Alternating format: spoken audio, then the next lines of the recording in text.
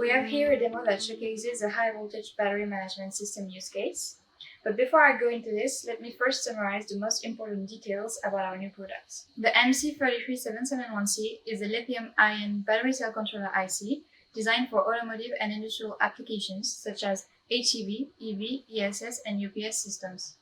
Our device features ADC conversions on differential sub-voltages with averaging up to 256 samples and currents, as well as coulomb counting and temperature measurements.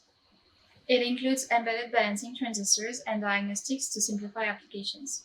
It supports standard SPI and transformer isolated DC chain communications with an MCU for processing and controlling up to 63 nodes.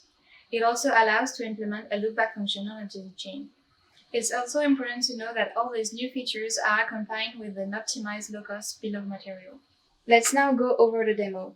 We have here a 16 nodes daisy chain, so we are up to 224 cells.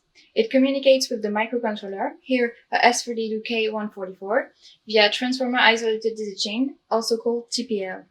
With the help of this board, here, equipped with two MC33664, which are high-speed transceivers, and a capacitive coupling-based daisy chain. This allows us to demonstrate the loopback function. Let's imagine this setup in a vehicle.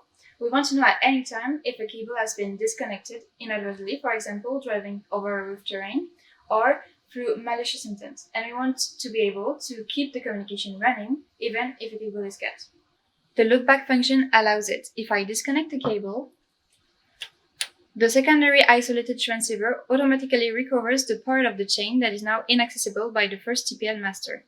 This way, we are not losing information on the battery and the measurements are still running. Another feature implemented in the new revision of the 14-cell battery cell controller is the averaging function. ADC conversions on differential cell voltages can be done with averaging up to 256 samples.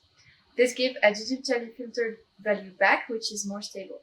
We can see two cells here, one without and one with the averaging function, and the difference speaks by itself.